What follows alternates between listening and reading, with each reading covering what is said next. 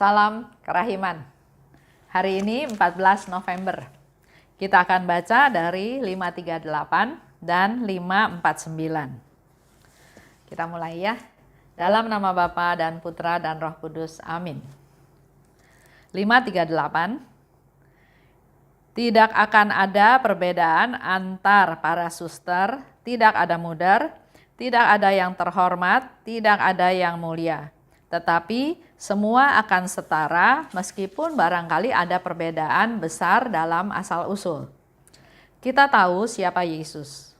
Kita tahu juga betapa ia merendahkan diri dan dengan siapa ia bergaul. Pakaian para suster seperti pakaian yang dikenakan Yesus selama sengsaranya. Namun, bukan jubah sederhana saja yang akan mereka kenakan, melainkan mereka juga harus menandai diri dengan tanda yang disandang Yesus, yakni penderitaan dan cemooh. Setiap suster harus berusaha sungguh-sungguh menyangkal diri sendiri dan mencintai kerendahan hati. Dan orang yang paling unggul dalam keutamaan terakhir ini akan menjadi orang yang mampu memimpin suster-suster yang lain. 549. Pekerjaan. Sebagai orang-orang miskin, para suster akan mengerjakan sendiri semua pekerjaan di dalam biara. Setiap suster hendaknya senang kalau diberi beberapa pekerjaan yang merendahkan atau yang bertentangan dengan kodratnya, karena semua itu akan sangat membantu pembinaan batinnya. Superior akan sering mengubah tugas para suster, dan dengan cara ini membantu mereka untuk melepaskan diri sama sekali dari hal-hal kecil. Sebab pada hal-hal itu, para perempuan biasa memiliki keterikatan yang besar.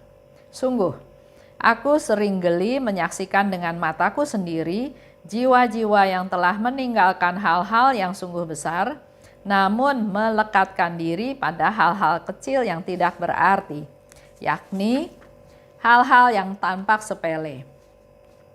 Setiap suster, termasuk juga superior, akan bekerja di dapur selama 1 bulan.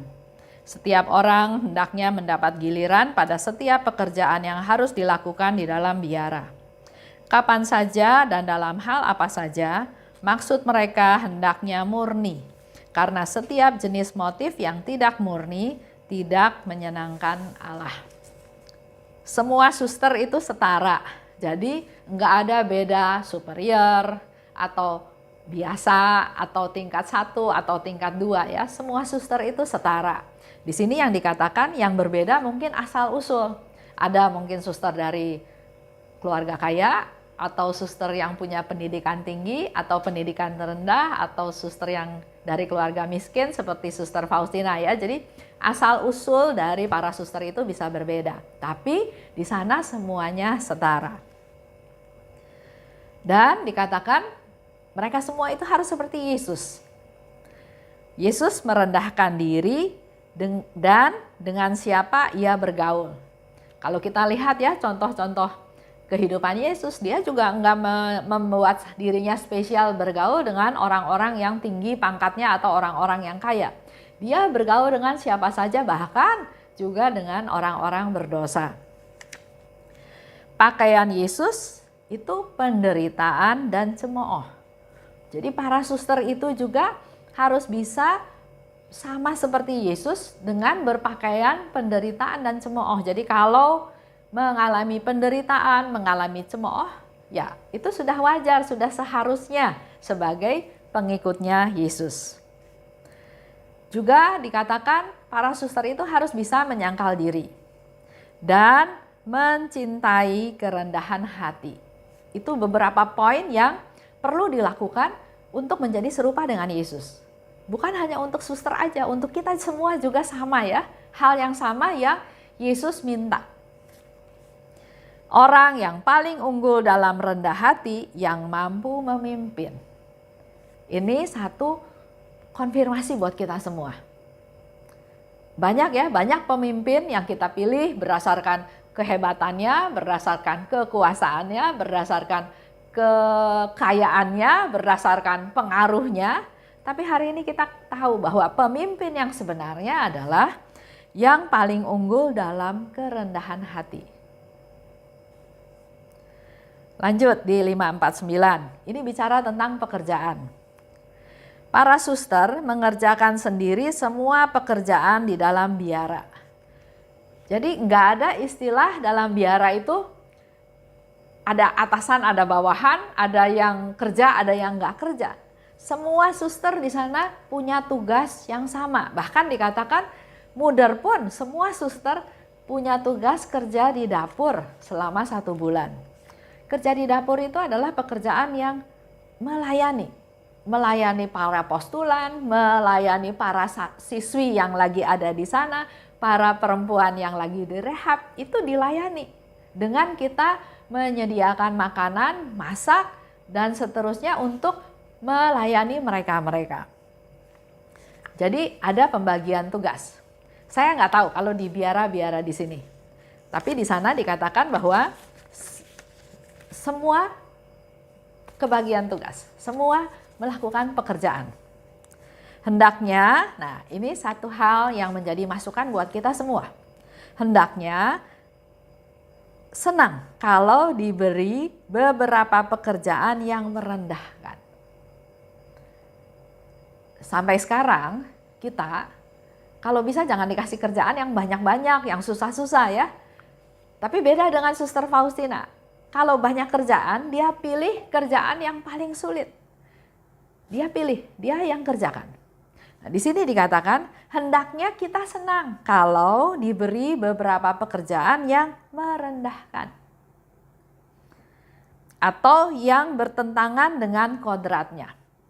Contoh yang gampang, kalau kita kemana-mana pergi, selalu kan, kalau yang berat-berat itu yang bawa adalah bapak-bapak, laki-laki. Kalau kita sudah terbiasa, perempuan itu jangan dikasih kerjaan yang bawa yang berat-berat. Nah, itu kodrat ya. Tapi di sini dikatakan yang bertentangan dengan kodratnya. Jadi walaupun itu pekerjaan berat, bukan berarti wanita nggak bisa kerjakan. Atau bahkan jangan jadi orang manja, jangan jadi orang spesial bahwa oh itu kerjaan berat, bukan kerjaan saya. Ya, tapi justru harus senang kalau harus melakukan pekerjaan-pekerjaan yang bertentangan dengan kodratnya. Karena akan sangat membantu pembinaan batinnya. Kalau kita dikasih kerjaan yang merendahkan, apa misalnya? Sapu lantai di gereja, mungkin sapu masih lebih tinggi ya, ngepel, atau buang sampah, atau bersihin toilet atau WC atau apa ya. Nah, kalau dikasih kerjaan yang merendahkan itu harusnya kita senang. Saya pernah ke Tacloban City ya di Filipina, beberapa hari masuk ke satu tempat, satu komunitas besar. Saya di sana diterima oleh pastor. Jadi kita tinggal di kayak ada mes ya, ada mes. Saya dilayani dengan seorang perempuan ya belum terlalu tua. Dia dengan sukacita dia melayani, dia menyiapkan kamar, kebutuhan saya termasuk dia juga sikat kamar mandi. Ya, jadi saya pikir waduh, ini pelayanannya luar biasa ya. Nah, waktu makan kami kumpul lagi dengan para anggota komunitas di sana. Dan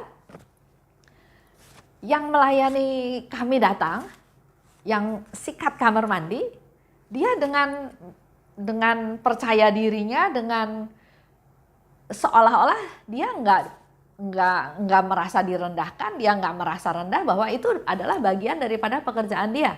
Jadi dalam kehidupan sehari-hari ternyata komunitas itu sangat bagus sehingga tidak ada yang merasa rendah walaupun melakukan pekerjaan yang rendah.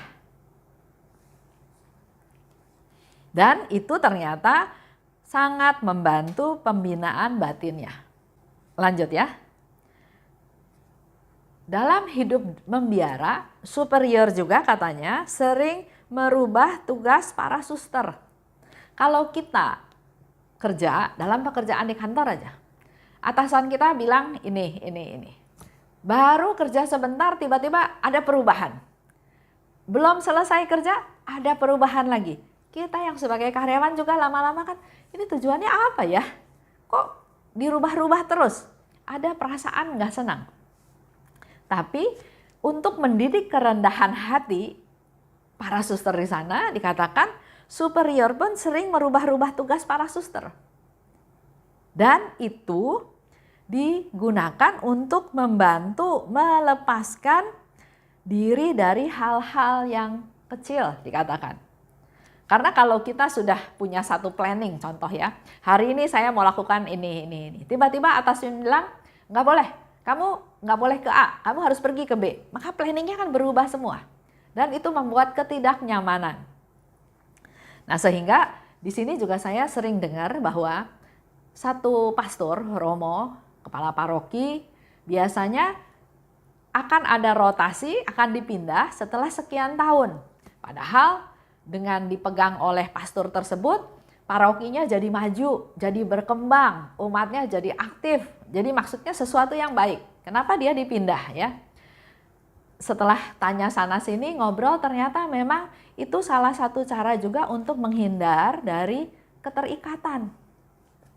Jangan sampai Romo itu merasa bahwa ini jasa saya, paroki ini bisa seperti ini karena jasa saya. Nah itu tidak boleh tuh, ada kelekatan-kelekatan seperti itu. Sehingga di sini dikatakan superior itu seringlah mengganti-ganti, merubah tugas dari para suster. Suster Faustina menunjukkan lagi satu contoh, perempuan itu memiliki keterikatan yang besar. Ya suster otomatis perempuan-perempuan semua ya. Contoh, ada seorang ibu, kalau kita datang ke rumahnya, dia nggak mau ketemu sama kita kalau dia belum siap dengan dandanan dia. Jadi pernah satu kali kita ada pertemuan, kita undang dia datang. Dia bilang, wah enggak, saya nggak bisa datang karena saya belum mandi, saya belum siap. Bahkan ketemu juga nggak mau, kita ngomongnya jauh-jauh gitu ya. Kalau saya pikir ini ibu punya keterikatan. Nggak mau kelihatan, mungkin nggak mau maunya kelihatan rapi, cantik, bersih ya. Ya saya nggak tahu ya, tapi justru karena dengan peristiwa itu dia jadi hilang satu kesempatan untuk kita berkumpul bersama-sama. Itu ada kelekatan-kelekatan ya. Dikatakan oleh Suster Faustina justru meninggalkan hal-hal besar namun melekatkan diri pada hal kecil yang tidak berarti, yang tampaknya sepele ya. Setiap suster kerja di dapur, tadi saya katakan ya 1 bulan, dalam 1 bulan. Untuk melatih, melayani supaya hari lepas hari dia menjadi makin murni. Karena kalau tidak murni, maka tidak bisa menyenangkan Allah. Itu aja menjadi satu renungan kita semua bahwa kalau kita mendapat satu pekerjaan yang menurut kita merendahkan, sekarang harus bersyukur. Karena itu adalah bagian daripada latihan kita untuk bisa menjadi semakin rendah hati. Kita tutup ya. Dalam nama Bapa dan Putra dan Roh Kudus, amin. Allah Bapa yang Maha Baik, hari ini kami belajar daripadamu untuk punya hati yang murni, untuk bisa semakin hari semakin rendah hati. Dan Engkau juga sudah memberikan contoh melalui Suster Faustina. Kami seharusnya senang kalau menerima pekerjaan yang merendahkan kami. Suatu proses yang susah Tuhan, tapi kami semua mau belajar daripadamu supaya kami juga bisa masuk ke dalam kerendahan hati seperti yang Engkau kehendaki. Berilah kami kemampuan, berilah kami kekuatan, berilah kami kesabaran, agar tindakan merendahkan ini bukan membuat kami menjadi rendah diri, tapi mampukan kami untuk melihat bahwa melalui proses ini kami bisa diubah menjadi orang-orang yang rendah hati. Terima kasih Bapa atas rahmat-Mu. Bunda Maria, doakanlah kami. Santa Faustina, doakanlah kami. Amin. Dalam nama Bapa dan Putra dan Roh Kudus. Amin. Salam kerahiman.